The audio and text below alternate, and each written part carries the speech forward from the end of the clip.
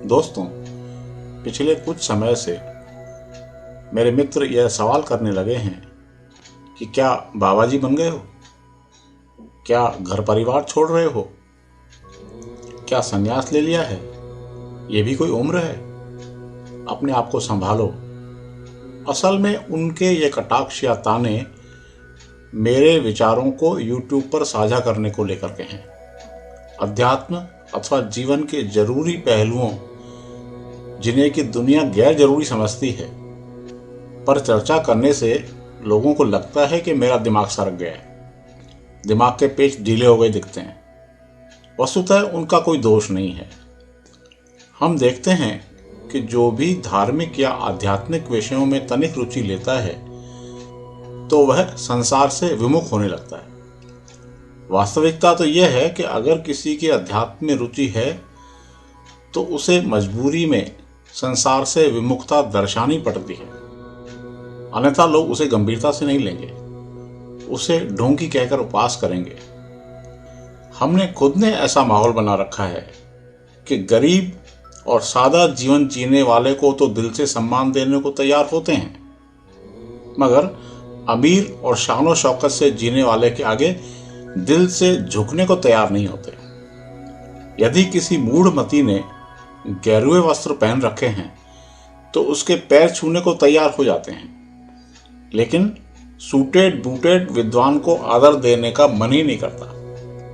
यानी कि हम वस्त्रों से तय करते हैं कि किसके पैर छूने चाहिए और किसके नहीं। कैसी विडंबना है।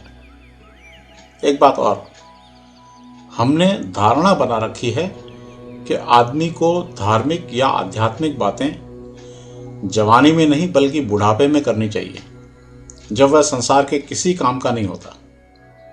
मुझे अचरज होता है इस मान्यता पर। हमने कैसी जीवन शैली बना रखी है, कैसा जीवन दर्शन अपना लिया है।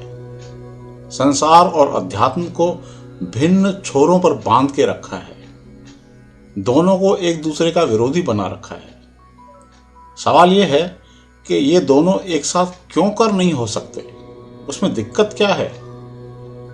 सच तो यह है कि जवानी में ही अध्यात्म से नाता जोड़ना चाहिए, तब तन मन दोनों स्वस्थ होते हैं। अध्यात्म ठीक से समझ में आएगा। स्वस्थ तन में योग व ध्यान करना आसान होगा। जवानी में आदमी जितना आध्यात्मिक होगा उतना ही अच्छा नागरिक भी होगा। आत्म कल्याण का मार्ग भी समय पर आरंभ हो जाएगा। मेरा तो ख्याल है कि अगर संसार व अध्यात्म साथ हो जाएं तो जीवन में ऐसे फूल खिल सकते हैं जिनकी हमने कल्पना तक नहीं की है। इस सिलसिले में एक विचार आज से पूर्व में भी साझा कर चुका हूं।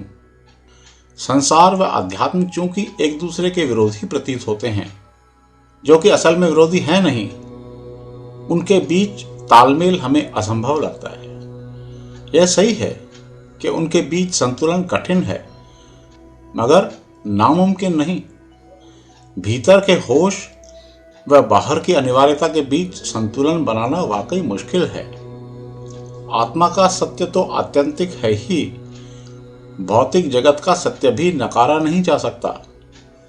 भले ही वह नश्वर है, प्रतिपल भस्म होता है, मगर जब वह गुजर रहा होता है तो तात्कालिक सत्य ही होता है।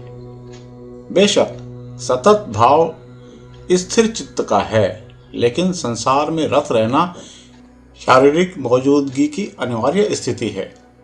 उसके अपने सुख दुख हैं, मगर संतोष इस बात से होता है कि अवतार भी तो सशरीर होने के कारण सांसारिक स्थितियों को भोगते हैं, भले ही इसे उनकी लीला कहा जाए।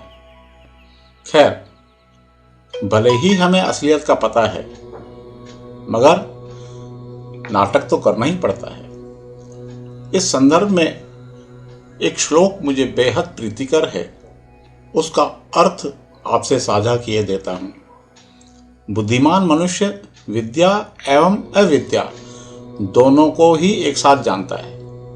वह अविद्या के सहारे मृत्युभय इस संसार को पार करता है, अर्थात उसका उपयोग करते हुए सार्थक ऐहिक जीवन जीता है। तभी भौतिक कष्टों व व्यवधानों से मुक्त होकर वह विद्या पर ध्यान केंद्रित करते हुए देहावसान के उपरांत सच्चिदानंद परमात्मा के रूप में प्राप्य अमृतपूर्ण परलोक का भागीदार बनता है।